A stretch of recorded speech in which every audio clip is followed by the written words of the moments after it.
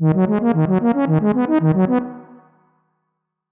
able to run a computer inside your computer isn't new technology in the slightest. You've had this for a long time. Like, you could do this all the way back in the 90s. Now, it has only gotten better as time has gone on, especially with hardware getting better. Like, right now, I am running 2 computers inside of 1 computer. I have my host machine that controls everything, and I have a good old Windows VM right now that I'm being able to record this audio on. So virtualization isn't new, but it is still kind of impressive and just a really cool feature to have if you're really into computers, because if you have a powerful enough computer, you can do just like what I did. Now, if you wanted to use an older version of Windows for some reason, let's say that a game wasn't compatible with like Windows 10, all that you really had to do for a while was just set up VMware and install Windows XP or Windows 98 or whatever. And that's how I did it for a long time, because that was the most efficient way of doing it. And plus, you would also get a pretty decent experience with the operating system anyway. As an example, with my second Omori video, there's a lot of footage in there of old Windows operating systems, and all of this was either captured in DOSBox or VMware. Now, each software solution has its own little quirks, because as an example, VMware and as well VirtualBox both have their guest extensions, but sometimes these guest extensions may not work in the actual operating systems. I know VMware had different versions, like if you used, I don't know, version 7 or something of VMware, it would sometimes work better with certain operating systems.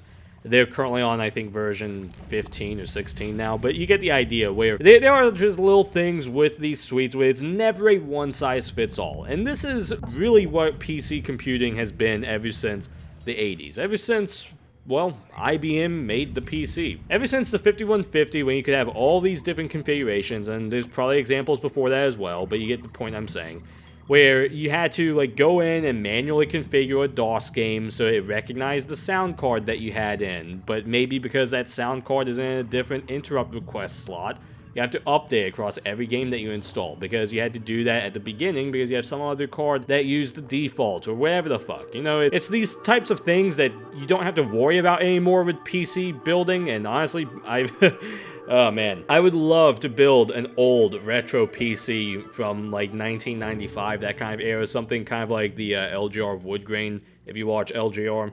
I would love to do that and go through that whole process, but man, I'm kind of intimidated, because not only would it be kind of expensive for what is an old computer, because you gotta source all those parts, but it has to be so much harder than even nowadays, because nowadays people have figured out the old problems and figured out remedies or solutions, or just completely made the old ways obsolete. Because nowadays, if you want to upgrade your graphics card, all you gotta do is take out your old one, or if you even had one to begin with, you would take it out. If you didn't, then you would just put the new one in and install a driver that just works. That's really how it has worked since probably the 2000s, probably before I was even building computers and having to modify my computers and all that. Because that's how it was when I installed my first graphics card. But back in the 90s, well, that was...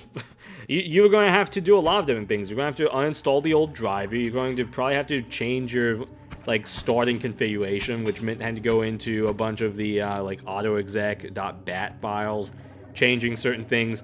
I mean, hell, with this video, I had to go in and, like, figure out a workaround to get a CD drive to be sort of recognized as a hard drive. And even then, I couldn't use the CD drive as a CD drive until I got a driver for the CD drive. Do you realize how stupid that is? Meanwhile, I took an old DVD drive out of an old computer of mine and just plugged in the SATA power and SATA cable into the back, into my new computer, and Linux immediately was like, yep, that is a DVD drive. So that is all to say that virtualization is the very easy way, but also the not as accurate way of getting an old version of Windows to work. Now, at the end of the day, what matters is getting something that works, and perhaps something that works accurately. Because sometimes with virtualization, games just don't fucking work at all. That has always been a problem of mine, where I distinctly remember things not running in full screen, so you'd be stuck with a windowed version of the game that is in like 800 by 600. What a stupid ass fucking resolution that was. It's not divisible by anything. Because you can't scale it down to 480p because it, like, crushes everything. You can't scale it up evenly because... Oh, tell me where the 1200p monitor is. Please show me where that is. It's probably an old-ass CRT anyway. But the point I'm making is that what ultimately matters is if you are setting up an old computer to game on, because the new computer doesn't, say, run the game at the right speed, or it just doesn't run at all, then obviously all that you're going to really care about is if it runs it accurately enough that it is enjoyable. So virtualization sometimes isn't the solution to that. I've been able to virtualize SimCity 2000, but I haven't really been able to virtualize SimCity 3000. So what about emulation? Because there is an option to emulate your Windows computer. Into86box, the software that we're talking about today, to emulate Windows 98. Now, what this software does is you can load a bunch of ROMs for motherboards, graphics cards, so on and so forth, into this program and then configure them together so that they work in, well, just like how an old system would have worked. So you basically can build your own computer from 1994, 1995, whenever the hell, and install an operating system onto it. Very similar to virtualization, but not as like almost touch and go as with virtualization. As of course, unless you're using QEMU and you're trying to get Windows 10 to work. And this is actually a way that I really like because it allows you to almost have the experience of being able to build your own computer from back in the 90s without having to go and source the parts for it. It lets you try out different configurations without having to buy so many different motherboards. It lets you really get like a small taste of what the experience of being someone that wanted to build a computer back in the 90s would have experienced, and I think that's really cool. But what it also does is it gives you a near accurate, much more accurate than with virtualization, version of Windows 98, complete with all of the limitations and problems as well. What you are looking at is the actual install speed of Windows 98. I have not slowed down this footage. If anything, maybe I've sped it up a little bit, but yeah, no, when it used to say 40 minutes remaining, it really meant 60 minutes remaining. Nowadays, if you do it with virtualization, it'll be like 40 minutes, oh, 30 minutes, oh, 20 minutes, okay, now it's done, yep, alright. Welcome to Windows 98. That's how it works nowadays if you just install Windows 98 on VMware. But in this emulator, because what it's doing is instead of it passing your CPU or RAM to the operating system through virtualization, what it instead is doing is it's using the resources to build the machine to then run the operating system on. Now, with all that said, I'm going to show you my configuration because ultimately, while this is really cool, this also requires a good amount of research or just copying someone's guide to build the system that actually will fucking work. Because you can end up with ROMs for systems that go back to, like, the late 80s, and ROMs for things that go up to the late 90s, and there really is a difference between what was possible in 1989 and what was possible in 1999. So I'm over here making a Windows 98 machine because there's a project that I'm working on that I realized, looking into it, I realized, oh, it actually is recommending that I run this on Windows 98. Alright, well, I'll at least take the opportunity to do this because I want to be able to have the option of emulating some of these games to the same extent that you could back in the 90s. It's a cool little thing to see, you know? A little museum piece. And I gotta be honest, on one hand, setting this up and like installing the operating system and using it really was accurate to how I remembered Windows 98, because when I was a little kid, I actually did use Windows 98. That was a computer that my family had. And I also remember installing Windows XP onto that. I think it was my dad that was doing it, so I remember watching him as he was installing the operating system onto Windows 98. Yeah, I remember how fucking slow that was. So it was nostalgic in probably the worst way, having to just let Windows 98 install onto this emulator. But even so, because I did mention this before, trying to even get this thing to fucking work was a pain in the ass, because I do remember the hard drive on that computer did have like 10 gigs, so I tried to replicate that with this computer, but it turns out the motherboard that I selected for this emulator, yeah, it only recognizes hard drives that are under 4 gigs.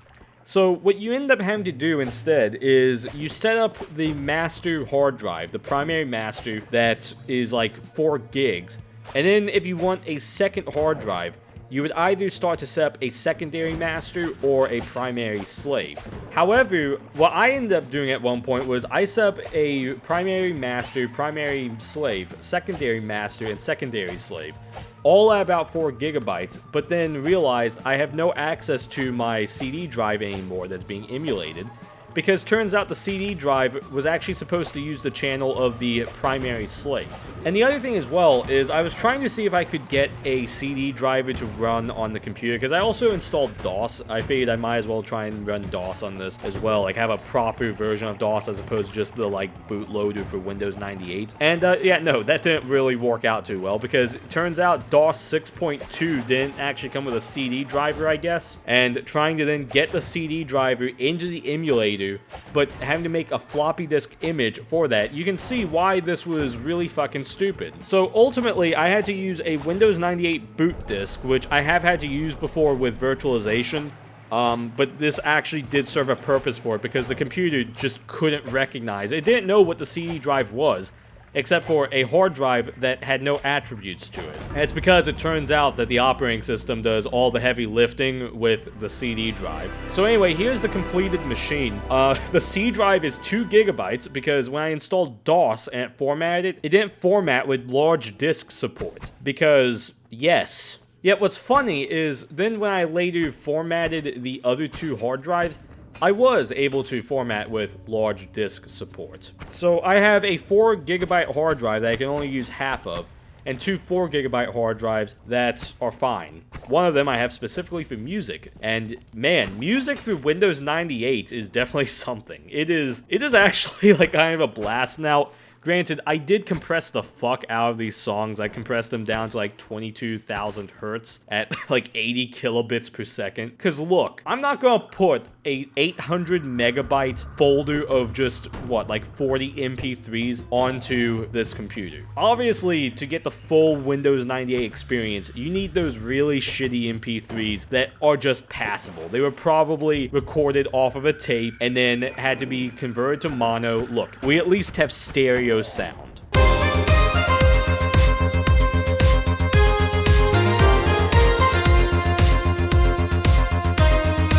But yeah, no, having just this like little Winamp widget in the bottom right of the computer is kind of cool. You can do some really fun stuff with this.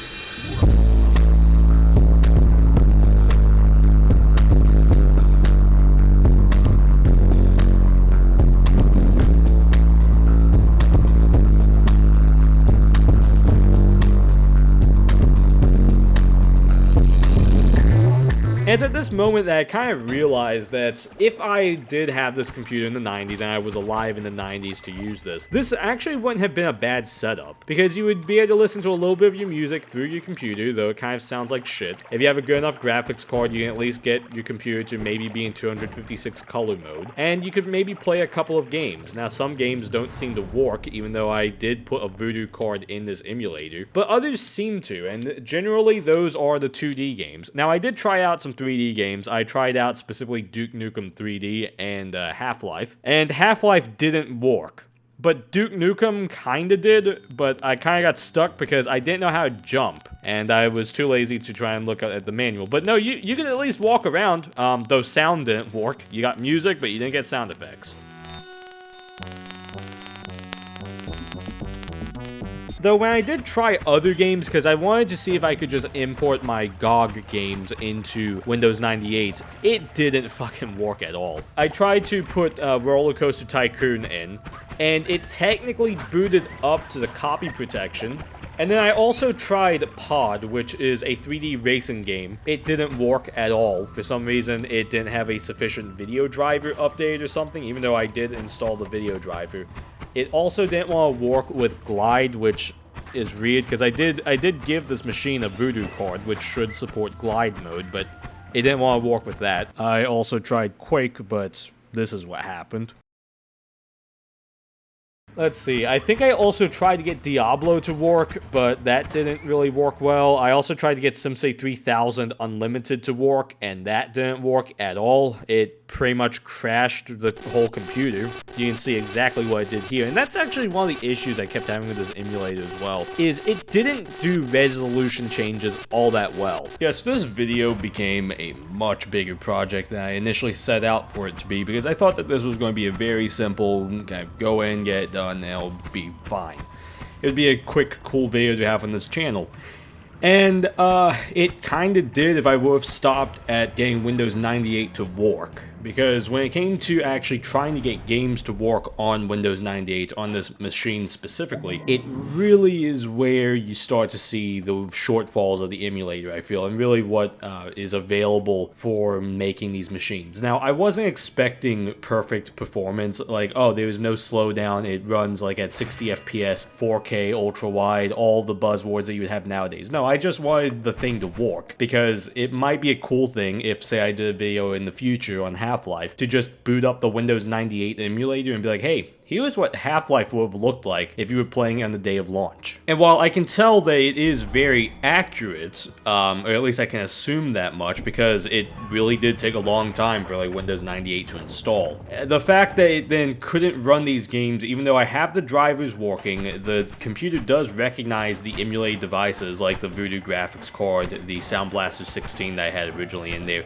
It recognizes all of that, so yet it still ends up falling short in many ways. Now, one of these ways is because of video game companies that decide to put copy protection on their software. And the reality of it is that it's very difficult for the emulator to actually recognize this like copy protection, because when how I had to pass it through, how I had to give the CD to the emulator, was by actually mounting a directory into the emulator that was just the CD drive. And because of that, I think that it just can't detect that you have a legitimate CD, even though I have a copy of Diablo 2 in my possession that I was using for this whole test. It just wasn't working. Now, with that said, even when it came to like games that didn't have copy protection anymore, aka games that I got off of GOG, well, some of these still end up reverting to having copy protection. Again, to bring up Diablo, I was trying to install the original Diablo on this emulator. And a problem that I did run into with it is that it wouldn't load because it needed a CD. Well, obviously I don't have the CD because I bought the thing off of GOG. They patched out the no CD shit a long time ago. So that now leaves us to other games that may or may not sometimes work. Now, strangely, I did get Half-Life to work. I guess it's like copy protection wasn't as severe because it did actually detect when you didn't or did have a CD in the drive. But with Half-Life, it crashed on the second map of the tram intro. So you can get the point where it's like, welcome to Black Mesa, but then you get to, I think, the map that has like the giant rocket in it, game just crashes. Yeah, high security. That's why we leave armed missiles lying around for everyone to check out. It's part of the tour. Yeah, and that is the furthest I was able to get with almost like half an hour of trying to debug that whole thing. Now, another game I did try out was SimCity 3000. This one I want to briefly mention because I actually got this to kind of work, except I think the machine may have been like not powerful enough to run the game, because the game booted up, the intro was a slideshow, but when I did load a new city, it got stuck loading, and eventually I just had to crash the computer. And a little side note about SimCity 3000, I love how when SimCity 3000 freezes up, it causes your entire computer to freeze up, because the only way to kill SimCity 3000 at that point is to actually turn off your computer. So if I can't get games to work on Windows 98, can I at least get them to run on DOS? And this was a thing I wanted to try out because Windows 98 does have DOS. It actually has DOS built right into the operating system through the command line, and that's basically how you could actually run DOS programs in the operating system.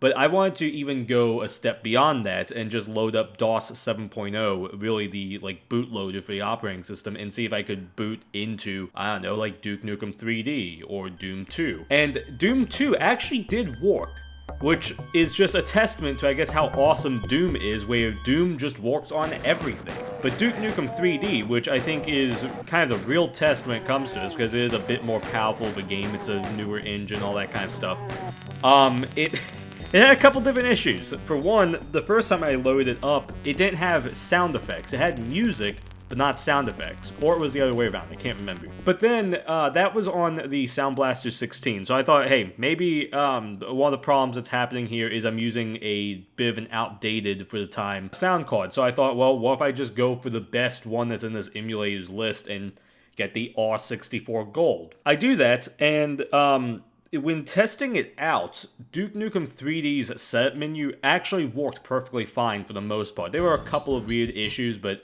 I was able to get sound to work, I was able to get music to work. But then you load up Duke 3D, and you just have the worst sound in the background, and I don't know why.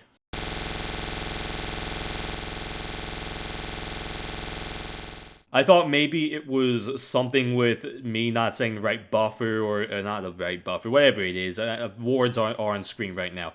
I thought maybe it was something with that, but no, I kept checking and it just didn't work. But here's the simple reality of everything, and I think this is true for anyone that's going to really do this. If you want to play DOS games on your modern computer, we've always had a solution for that. It's called DOSBox, and nowadays I honestly would just use DOSBox X because it also has support for like the PC98. Just load up DOSBox X and mount the appropriate directory for like Doom 2 and just type in Doom 2 and there you go. It works. However, when it came to this emulator, it worked, but you had all these extra steps that weren't really necessary. And on top of that, while I won't have footage for it here, I have actually gotten Windows 3.1 to work on DOSBox before, so it isn't impossible to get Windows to run on DOSBox, and in fact, you could get some early Windows programs to be played through DOSBox because of Windows 3.1 support. Now, when you get into Windows 95, that's when things start to get a little bit more complicated. Honestly, for that, I would just recommend virtualization at this point because, yeah, this emulator, it technically did run Windows. That is something I have to give it, is that you were able to install Windows 98 onto this, or even Windows 95 if I had to guess. The two aren't that different. The problem is that the games themselves that you're likely going to be setting these emulators up to run just don't work. I want to think that I've done something wrong here, but I have spent however many hours at this point trying to get this thing to work. I've looked up guides to figure out like getting some of the hardware to work specifically, and yeah, this is just a problem that I think is either with the actual emulated motherboards, CPUs, all the stuff that, like all the components that you have access to so far in the emulator, or it is actually something with the emulator, because I want to point out that at least with 86box, I kept getting some weird crashes, and I even tested this on Windows and got the same problem as well, where, in effect, you can't restart the operating system. I guess you can't emulate, like, the power shutdown on an emulator for some reason, which is odd. You also end up with some crashes in the BIOS screen if you save out of that, even though that didn't happen originally, but then now it is for some reason. I'm not too sure why. And I did actually try out PCEM, another emulator that is very similar to 86box, and it was perhaps even worse, because I tried to just copy the machine over, and I had to then reconfigure it with pretty much as similar of components as I could, at least to the point where it should boot up. And at some point, I actually did get the machine to recognize DOS, but it couldn't go into Windows. Why I know this is because the emulator actually did get to a point where on boot up, it was able to read the autoexec batch file that I had to modify in order to get the new sound card to work. And you can see here that it then struggles to actually go into Windows, if at all.